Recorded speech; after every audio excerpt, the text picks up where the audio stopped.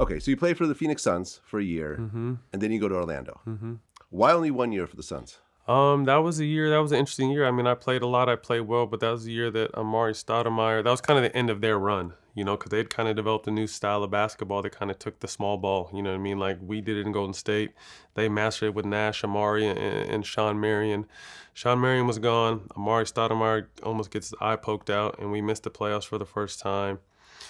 They hired Terry Porter at the beginning of the season. They fire him at All-Star break. That's like the fastest firing in NBA history. We get Alvin Gentry, and I guess we barely missed the playoffs. And the next one, just one of the guys to move. I guess they're trying to, move in a different direction. So then I'm off to Orlando. Okay.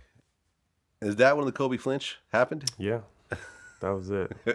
Tell me about that whole situation.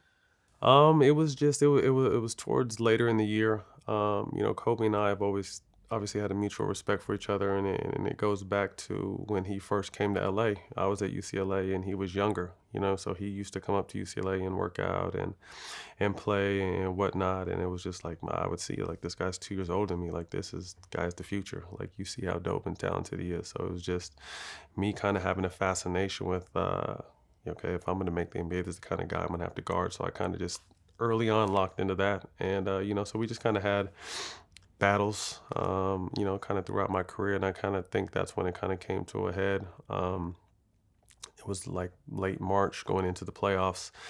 These teams had played in the finals the year before when the Lakers had beat Orlando. So I came in the next year and we were expected to meet up in the finals again.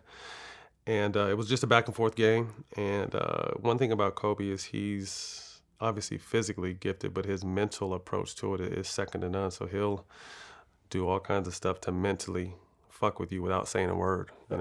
Grabbing you, elbowing you, cheap shotting you, just sneaky veteran shit that Kobe can get away with.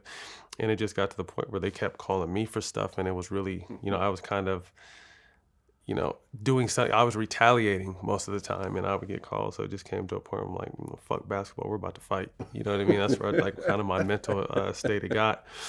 So when late in the game, when you see that play, if you look at me, I'm watching the whole play behind his head transpire, so I really don't even see his face.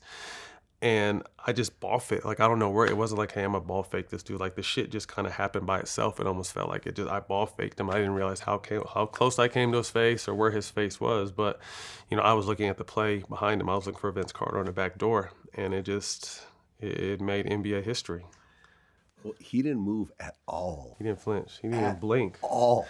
He didn't breathe. He's a killer, man. He's a machine. He's a killer, but right after that, my situation fell through in Orlando with Stan Van Gundy and things being said and done where it didn't work out. I was actually supposed to go to Toronto for a multi-year deal, but then Kobe hit me up one day on the phone and asked me what I was doing. I just kind of told him I was up in the air. I was also talking to Pat Riley at the time because that's when LeBron was heading to Miami. So he was breaking down to me that, the crunch time lineup was going to be me, LeBron, D. Wade, Mike Miller. Damn, who was the fifth? It was somebody else. This is the crunch time. This is, we can win a championship with this. And I fully believed in him. But my whole thing is I've been a Laker fan my whole life, and the fact that Kobe called me up like, anyone crazy enough to fuck with me is crazy enough to play with me. I'm just like, shit, I got to go back to Cali and play with Kobe. So that's what I did.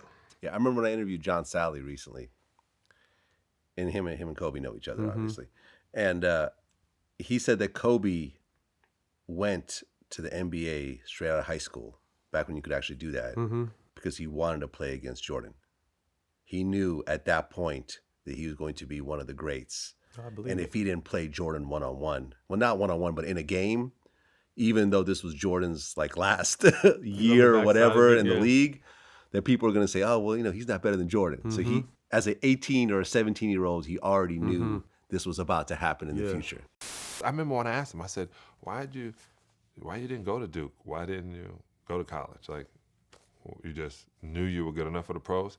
He said, no, I heard Michael was retiring. I wanted to play with him and against him. Oh, that's why Kobe went straight out of high school? Smartest thing in the world. So he could play Jordan. He was a sicko. Kobe, I've never played, and I've got a chance to play with Allen Iverson and Chris Paul, and some of these guys that are insane competitors, but never no one like Kobe.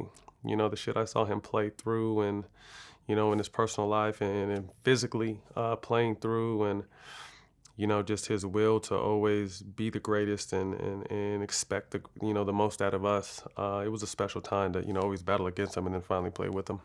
I mean, when you heard Kobe say that he would have won whatever 12 championships if Shaq wasn't so lazy, and you played with both, Right. what's your take on that statement? I think if they could have stayed together, there's no telling how many they would have won. There's no telling. I think definitely another 2 or 3, possibly, because they were the two. They were fire and ice. Shaq was the dominant middle presence at the time, which the game was still in need of, and then Kobe was unstoppable on the wing. And then they had a great coach, and then they had a bunch of great role players that fit that system perfectly. So there's no telling, how many championships they could have won. But when it gets back and forth to the finger pointing and whose fault and who got who traded, I only like to speak on shit I was around. You know what I mean? So from the outside looking, obviously I was still there, but I don't really know what was what. So I'd always heard Kobe's this, Kobe's that. But then, when we finally got a chance to become teammates and talk to him and see him on a day-to-day basis, Kobe's cool as shit.